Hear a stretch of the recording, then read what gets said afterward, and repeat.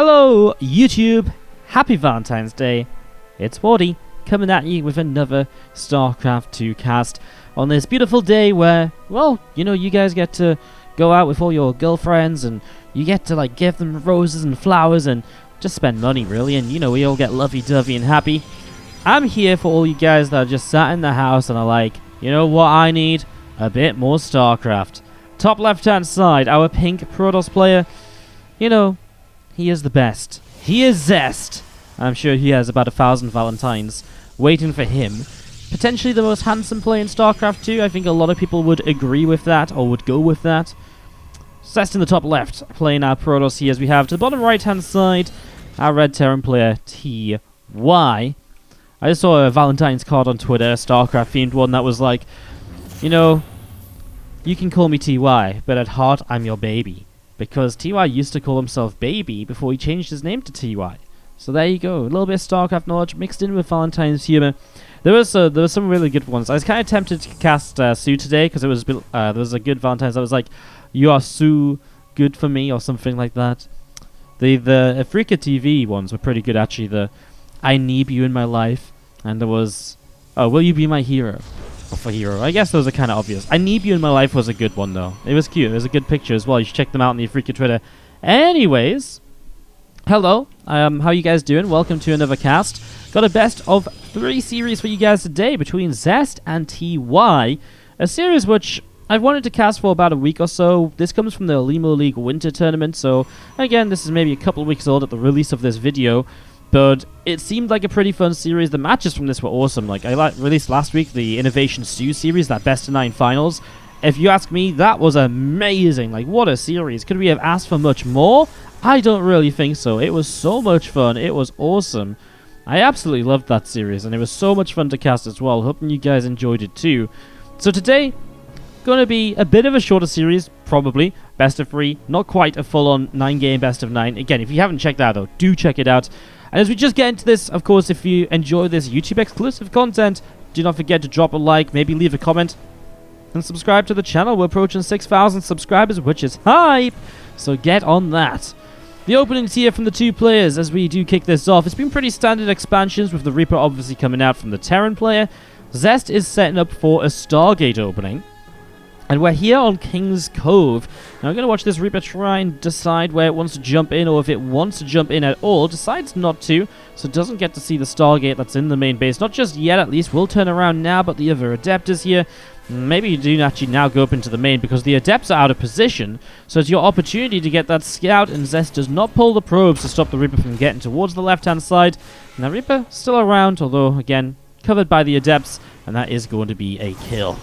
So here on King's Cove, this is a map that generally goes into a little bit of a later scenario game, because we have the natural and the third base on this high ground location where it's very difficult to push up these ramps and attack into, because it's so easy for your opponent to be ready and prepared. It's not a large distance to cover. There's only those ramps as entrances, and in terms of drop potential, you're very limited as well, because you can only really drop in here or drop in here, which is kind of the same as almost running up these ramps, right? The main base is covered by the natural and the third, so it's a very safe free bases, which continues through to the fourth base. You take a fourth base here, and yes, it's a bit more open. There's a bit more way to, you know, there's a few more ways to attack this.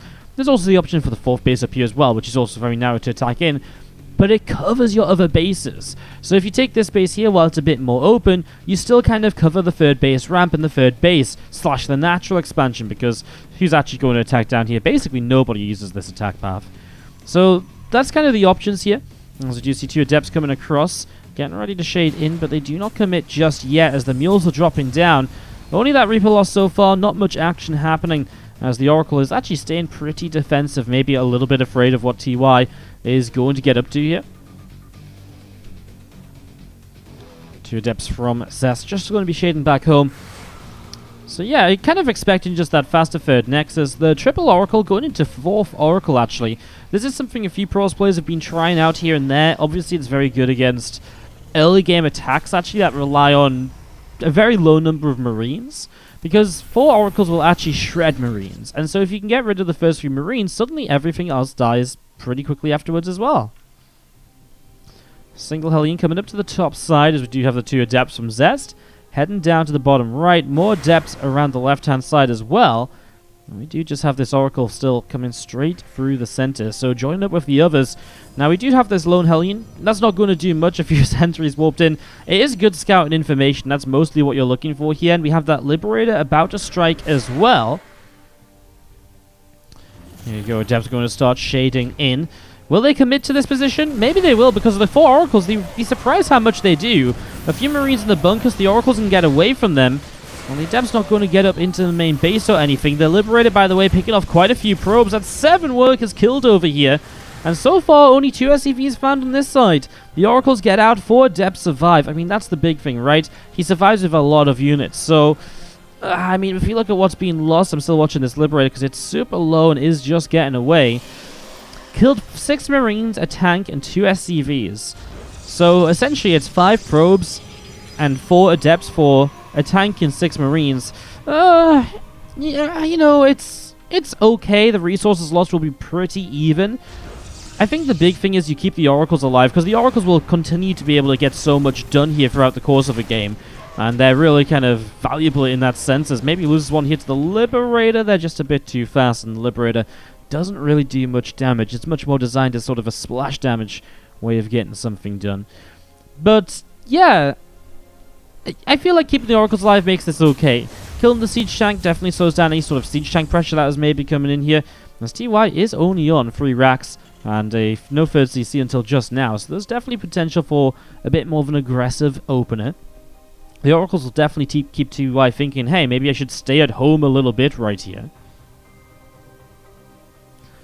As the Oracles are going to fly into the main base, and they are going to find themselves a couple of SCVs. Only activates the energy on one of the Oracles.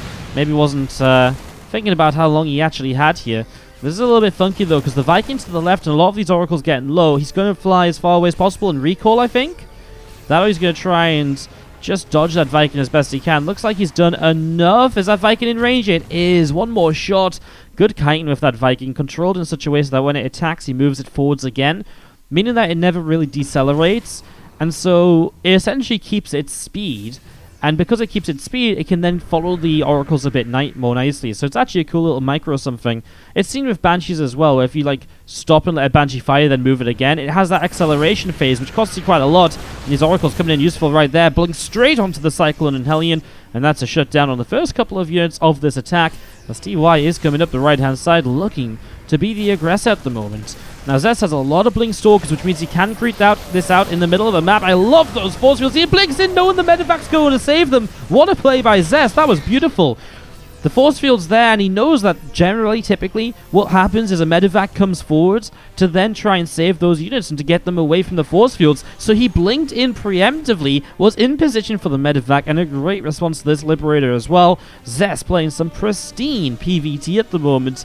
After his first attack obviously wasn't super pretty, the defense right now, the catch in the middle of the map, has been absolutely awesome to watch. Zest killing it right now, as he does have to pull a few of these probes away, so he's not minding it a lot. This is good little bits of harassment from TY, who is also dropping into the main base. Widowmine finds 2 workers, the single Marine that's left over here. Another Widowmine as well, actually. Slowly cleaning this up. The third base is back mining now, at least. The Natural will be able to get back mining too in a moment, as that Widowmine does get another couple of kills.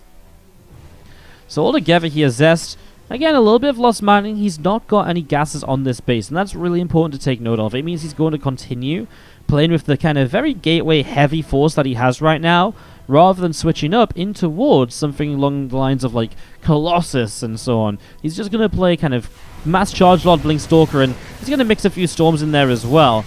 He's just now starting to take those gases, so again, very gateway-heavy until now. And something you actually want to watch for is the Terran. If you can get a scout on the third base, it can tell you a lot about how your opponent's transitioning. If they have gases taken, you've got to start expecting that splash damage to start being brought into play a little bit more kind of wholeheartedly. See the Terran players, all 6 gases taken, although hasn't mined from these just yet, or hasn't put workers back on them after the Oracles came in to harass. We'll want that though, because obviously Liberator production is something you're going to want to keep up here, building 2 Liberators at least at a time. Puts a lot of pressure on the Protoss player. Actually, when you build that Liberator count up, it becomes very difficult to engage into. Nice little blink forwards, grabs a Marauder. A few more Widowmines burrowing up now on the left side of the force field, as we do see TY heading up the left side of the map.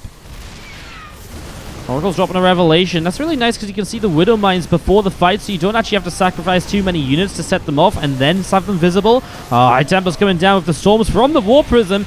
Nicely done so far, and that is a cleanup from Zest. Still feels like TY is trading pretty okay. We're going to have a quick peek at the resources lost here. Okay, Zest is trading a little bit better. It's just that TY has equal worker count, and that's something which, as a Protoss player, you're not usually expecting to be behind on workers against a Terran. You're usually expecting to be a little bit ahead.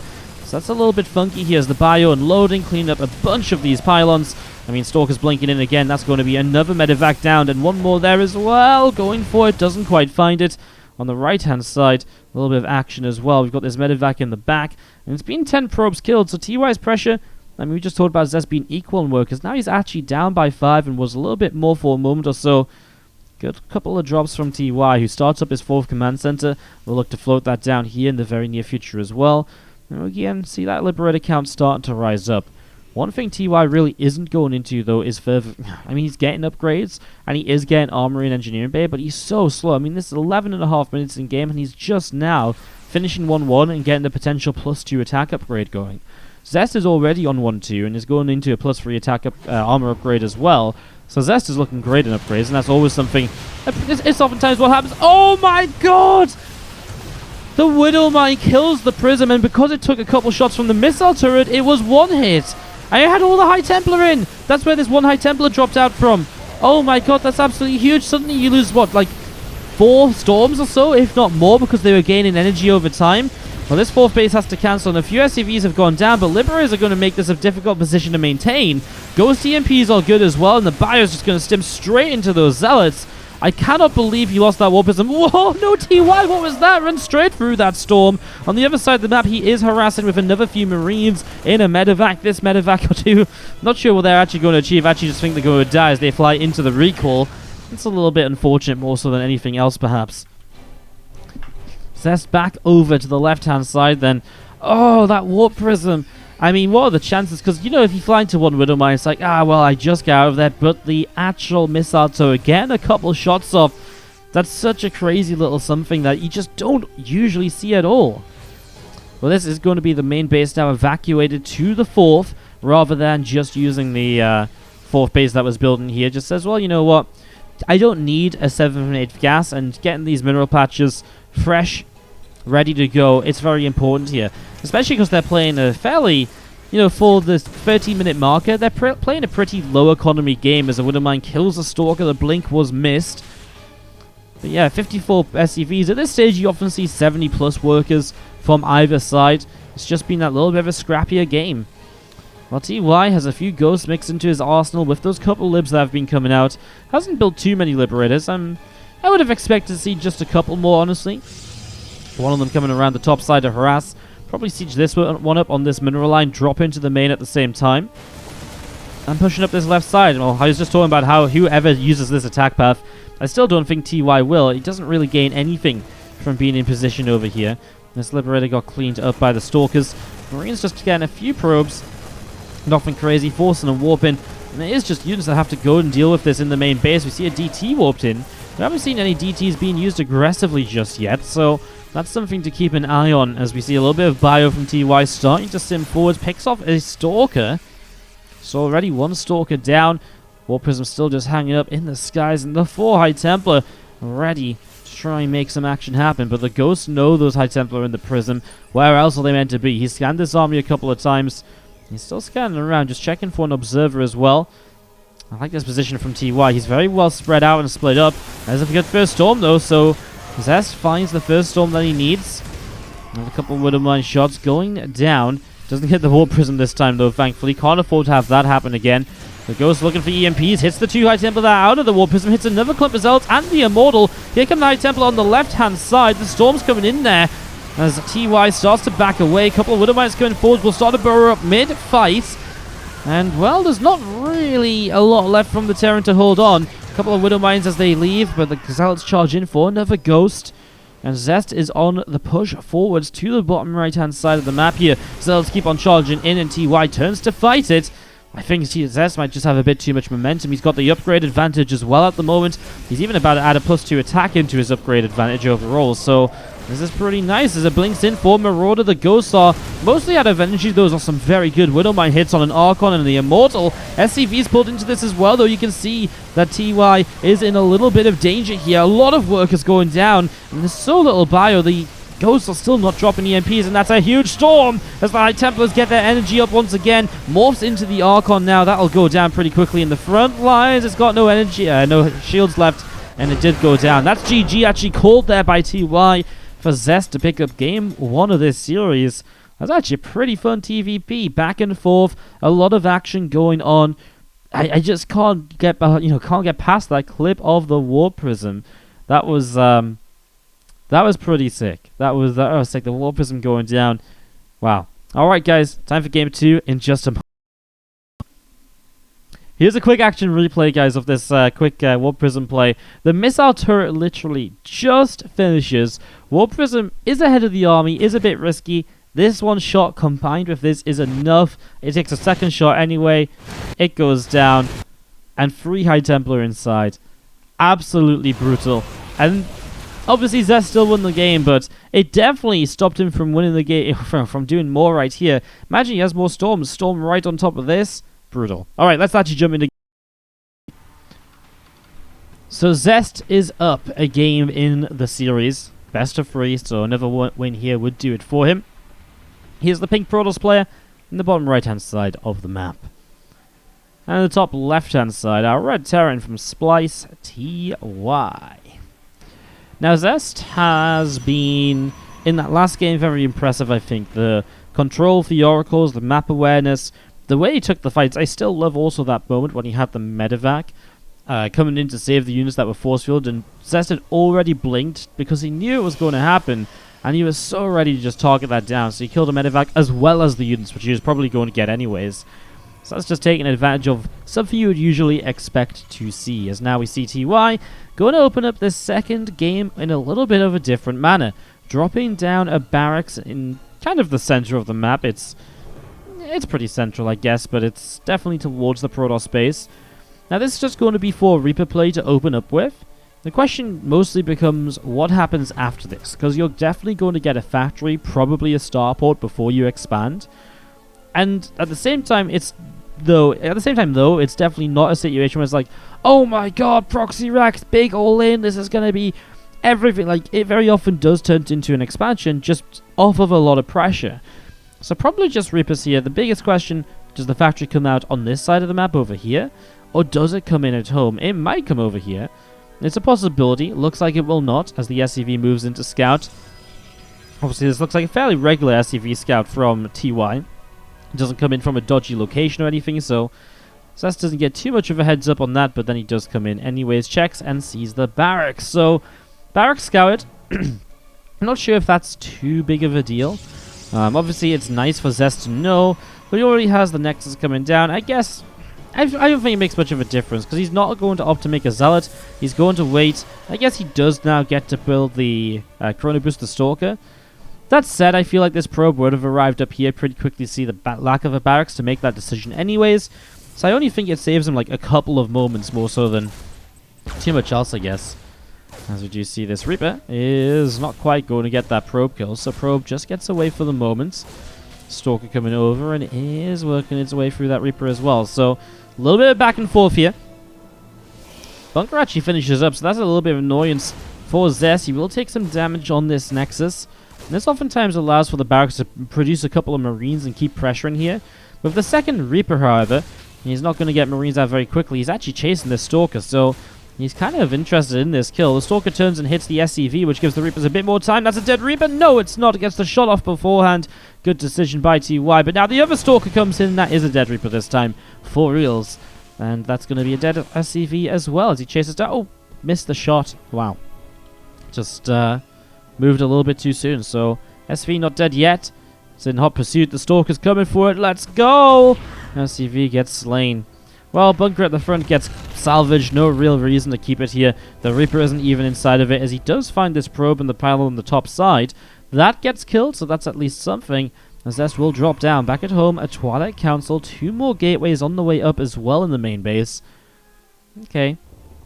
Getting set up into this then, and really just setting up for the mid game with that faster blink. Rax heading home, and the CC from TY about to finish, so obviously you can see here how it's been a delayed command center from TY, but he did end up expanding, which is what I was on about a little bit earlier in this game. So as this command center finishes, he's only 3-ish workers behind, which isn't that bad. Plus the fact he'll have mules soon. Obviously remember he didn't have his second mule off the natural as soon as usual. So it's still okay though. TY's definitely applied a little bit of pressure and forced, stuff like the Chrono Boost on the Stalker to get that out to deal with the first Reaper. That is already going to slow probe production, right? And that's the sort of thing that adds up, so that it's all the little things you do to deal with this attack as Zest, which, even though you didn't really take damage, you still had to prepare against it, and so it puts the Terran into a fairly even spot, and that's why these builds are often considered just pressure-based builds more so than, oh my god, big all-in time. It's just why we see this happening so often as well, because it's a very reliable way to keep that Protoss economy under control in the first couple minutes. Now, I think TY would have liked to do a little bit more, because at the moment he doesn't have any pressure on the map, and Zest is starting to take a much larger worker lead, because he's just sat at home, and a few moments ago he's Chrono boosting his Nexus, he's getting a bunch of probes out very quickly, and just building up on that advantage as a hallucinated Phoenix from Zest flies towards the main, gets turned around by a couple of Marines though, and will end up sitting up on the top side. This Reaper still just patrolling around the center, the few Stalkers in the sentry from Zest, moving into the middle of the map as well, a few more Stalkers up the right hand side too, also trying to see what's going on. Not finding anything. The Reaper will find a probe perhaps if he wants it. Sees this Nexus just start, it's gonna be good. He'll get the kill if he wanted it. Should have been able to dive. I mean, the Reaper's going to go down no matter what. A little bit of a shame, but it's one probe. How much of a difference does that make? TY's going to get aggressive. He goes Combat Shields before Stim Pack. Combat Shields finishes that a little bit faster, and it also doesn't require you to have Medivacs to be successful. Unlike Stim Pack, where if you stim a bunch of times and there's no Medivac, so units are already just dying, which obviously isn't exactly ideal. So the Combat Shields allows for the Marines to be powered up a little bit for a Marine tank push, and that's exactly what we're starting to see right here. Medivac to micro those tanks if it gets a little bit too low against the Stalker pressure. The Cyclone takes a big hit. SCVs are coming as well, repairs and bunker builds. These Stalkers though, they're just already so far forwards and already picking up so many shots on these units. This is very frustrating. It's definitely slowing TY down a little bit as well. Sieges this tank while he repairs and actually will kill a Stalker because of it. Stalker's now blinking away. Takes another shot. He's actually going for the reinforcements. Oh my god, the tank shot again. Brings the Stalkers super low. Stalkers will clean up on the upper left-hand side. We see Marines, tanks pushing down to the bottom right. Those tanks are going to get ready to siege up in a moment or two. He's still busy dealing with these Stalkers. Their reinforcements are getting shut down so hard. TY actually pulls back with units to try and deal with this. And I mean, Zest has obviously lost some Stalkers as well, but it's really such a nuisance that he's having to deal with here, as we see bunkers now on the way up. So setting a siege up behind the bunkers makes it difficult for Zest to push through this. Obviously soaks up a lot of the Zealot charges as well, and really nullifies how effective the Zealots can be in this position. I just can't believe how much these Stalkers have done. They've killed so many tanks and Medivacs. Finally going to go down here as the last couple of Marines find the kills. He's killed 2 tanks, 2 Medivacs, a bunch of Marines and a Cyclone before this fight even happens. TY though set up nicely behind the bunkers. Immortal not quite able to get in range as the bunker goes down. However, the Zealots will get their charge back, and they'll actually go straight through onto the Marines. So a bunch of Marines lifting up. The Zealots keep coming forwards, and we are going to be seeing, well, backwards bunker now built here from TY as well. So building that up on the natural expansion. The Medivac at TY comes over to the left side. The Stalker's blinking forwards, grabs a Marine, gonna get 2. And these few Zealots just keep on charging in as well. So Zealot Stalkers continue to press forwards here. A couple of SCVs dropping down. Depot's going to lower. And we are seeing Zest just pressing straight into this natural expansion. I mean, he cleaned up so much on the other side that a counterattack like this has a lot of potential, obviously. And now he's picked off already 5 SCVs. TY didn't have his bunker up and ready without any siege tanks. It's going to be difficult. And he isn't building tanks at the moment. He's building Widow Mines. Another Immortal joins up, and Zest, his position right here, looking fab. He will back away. He has that third Nexus starting to mine as well, so he's not in a position where he has to attack into the Terran, who's on 5 racks, no third CC. In fact, the Terran should be the one having to attack into Zest. So Zest just going to take a moment to say, okay, I'll hang back, go back home, still leave a few Stalkers forward, see if you're attacking me, see if I can get some damage. I mean, he killed off a Marine, right? So, again, it's starting to add up just a little bit here. Some extra depots coming down. The +1/+1 upgrades from Zest are now on the way too. So while the +1 attack here will be faster from the Terran player, when it comes to 1/1 upgrades, those will be overall faster from Zest. So having the pair, that's going to go a long way. And he will generally want to try and avoid fights until 1/1 is done. And if you can buy time with the Stalkers, for example, for stuff like that, well, that's just great. Already, again, a couple of Marines going down. A Widow Mine here would be a great target, though he doesn't actually manage to target fire that. He just continues to attack into the Marines. And I mean, still, shaving off a few Marines before this attack arrives. It also forces TY to expend stim, so his medivacs don't have as much energy left over. You know, it's forced him to slow down the attacks. He's not just walking straight across the map at any point here. And here we go, straight into this. A hallucinated Colossus. The Widow Mines are going to unburrow, but that means he just loses 2 of them. Reburrows them now. Is probably trying to unburrow to stop them from just going off on Zealots that were right on top of the bio. So again, the ones in the front just didn't really take any effect from that at all. They just got killed. These Zealots now at least are being targeted down, so the bio doing a good job here. Stalker's going to try and outblink the Widow Mine. Happens in the end. And Zest still feels like he's got enough because he keeps pressing forwards. Another Widow Mine shot is good, and that Stalker will go down. But overall, Zest is still pressing forwards. SCV is actually pulled forwards from TY, realizing he needs something to try and help defend. By tanking the shots on the SCVs, he can maybe give the bio enough time to get rid of enough of this army and then maybe overwhelm across the map with one large push. Nice Widow Mine shot into the center here, sets off a couple of immortal barriers and shields. There's only a few Stalkers left over, the couple of immortals. It's a cleanup by TY. But with only 22 SCVs, again, Zest just has to go into defense mode, warp in some more units, rebuild that immortal count. He has no reason to go pushing across the map again. He's already in a very good spot. Is that one Stalker taking a few hits? Other Stalkers continue to blink back nice and easily here. A little bit of bio on TY.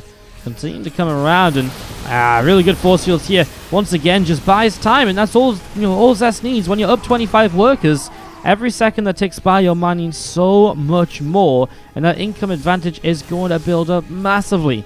And that's exactly what we're seeing, as you can see. I mean, again, Marines, Marauders trying to push through this position, but he's attacking into a concave at Protoss. There's just no way. There's just no way that TY can truly attack into there. As you see a few of these Zealots, well, they're going to go counter-attack across the map, and if you kill a few more SCVs, TY is going to be below 20. He's already in trouble when it comes to economy. It's only looking to get worse. So he's still very committed to this fight, as Widow Mine actually catches warping in Zealots. That's cute, it's something. But again, you just look at how much bio there is, and you look at how much Protoss there is. The sentries for the force fields too. There go the Zealots across the map. Actually just shutting down reinforcements is great as well. Units that will never actually arrive to help out over here. In a moment or so, there's going to be another warp in of Zealots. Actually going to warp in extra Stalkers. Obviously feels like he doesn't need any extra Zealots to tank, and he can just come through and finish this off with Stalkers alone. Stalkers have a lot of mobility of the blink. They can chase down Medivacs, and that's going to be a GG. Zest will take this series 2-0 in this very impressive display of PvT, though, I'd say. I think it was very entertaining to watch. It was a lot of fun. I hope you guys had a good time watching it. Don't forget, if you enjoyed, you can leave a like on the video or comment down below. All these interactions help us to push the YouTube channel further. And again, really happy still with how the YouTube is going. And as long as it keeps up like this, I'm going to keep doing these YouTube exclusives and so on. We might even start doing one an extra day of the week. We might do one on Sunday as well, now that things are kind of just calming down a little bit on the stream. So we might start doing that some weeks, like a 4th YouTube exclusive. If that sounds good to you guys, let me know. I'll see you guys next time. Obviously, the next YouTube exclusive on Saturday as well. See you guys for that, maybe. And have a great Valentine's evening.